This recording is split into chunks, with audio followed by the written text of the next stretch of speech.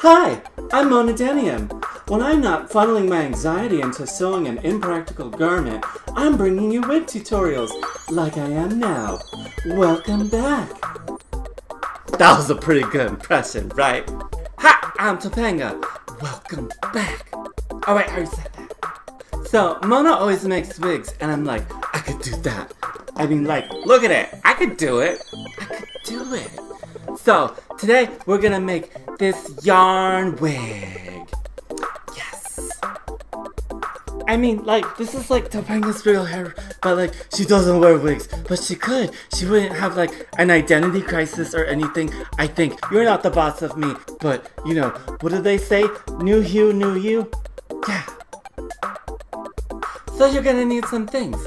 Cue the spinning. Woo! You're gonna need some yarn. I mean, this is kind of sacrilegious. I mean, it does the job. This lovely wig cap. Check the deets, cause we're using a different one. You're gonna need some cardboard. Yeah! Add stripes to keep it festive. A canvas head and a mount. Hot glue and a glue gun.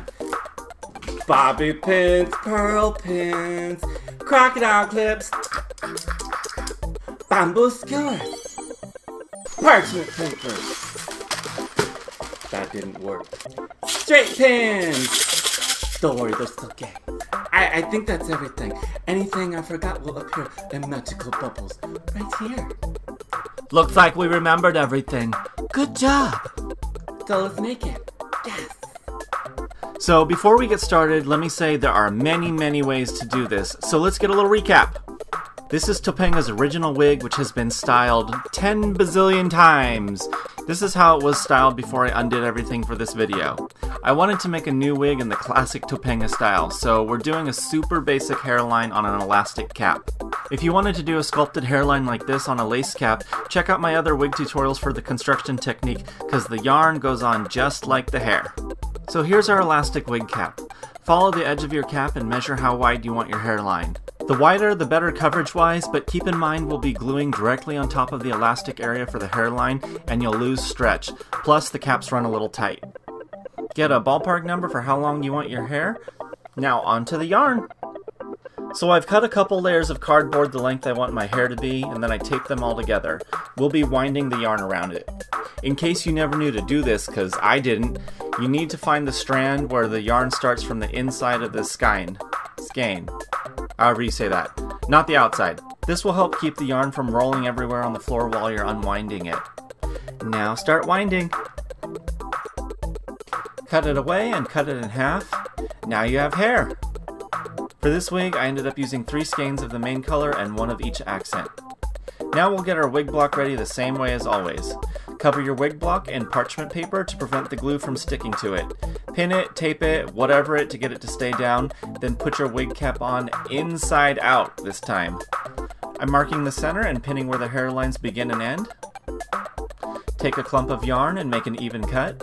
Pump the end full of hot glue and put it on the hairline.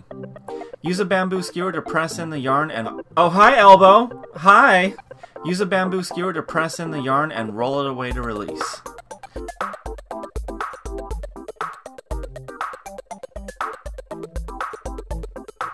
Now you have half a hairline. Take the cap off and flip it back to right side out. Alright, I did this part in the wrong order, so we're going to fast forward real quick. Double up and do 1 more layer across the hairline on this side. This will give you all the coverage you need for when you put your hair up. Alright, now back to where we were. We're going to use the same technique to apply the yarn all over the cap in rows. I keep them spaced 1.5 to 2 inches on the back and maybe about an inch apart on the front, where you'll see more detail when you style it. So let's speed through this.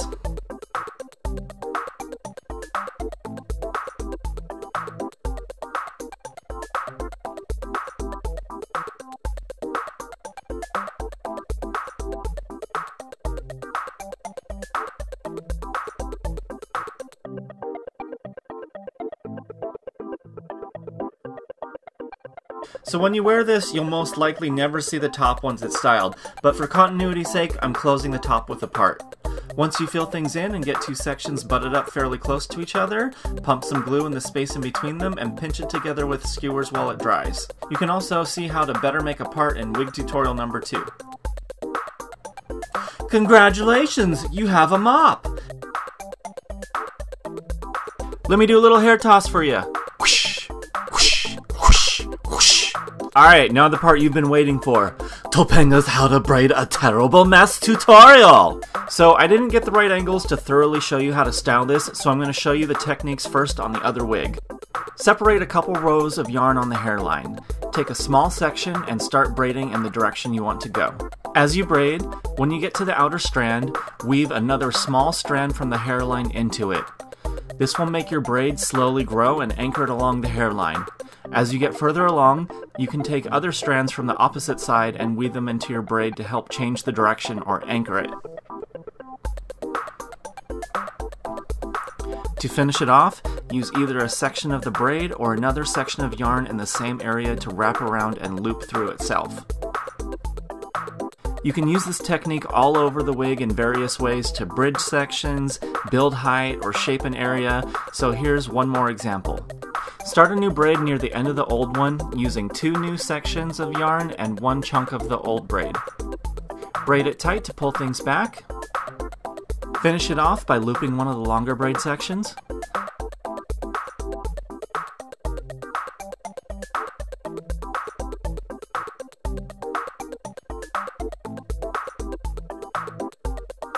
Ta-da! I also made these cinnamon bun things. Take a section of hair and twist it. Roll it up in the direction it naturally wants to go. I'm using these long pearl pins to temporarily hold it into place because they're a lot easier to slide in than straight pins. Put in the straight pins after and take your pearl pins out. The straight pins just take more effort to get through because of the blunt ends. Tuck in any messy parts with more straight pins, and voila! Those are the basic techniques I use to style the wig. Now kick back and enjoy the time lapse of the final product.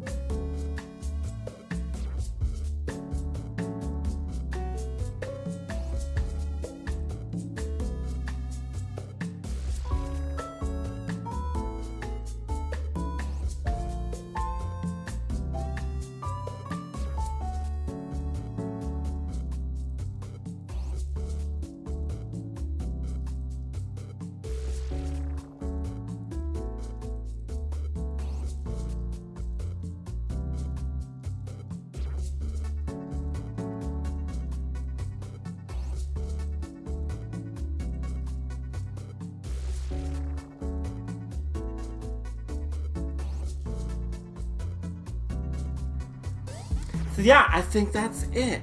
I hope you liked the tutorial. Be sure to like and subscribe. I'll see you next time. Bye! That was Mona's blushing. Check out my other series and performances by clicking on the end screens or in the description below. Follow me on Instagram for more dragon crafts at Miss Mona Denium. Be sure to like and subscribe. See you next time.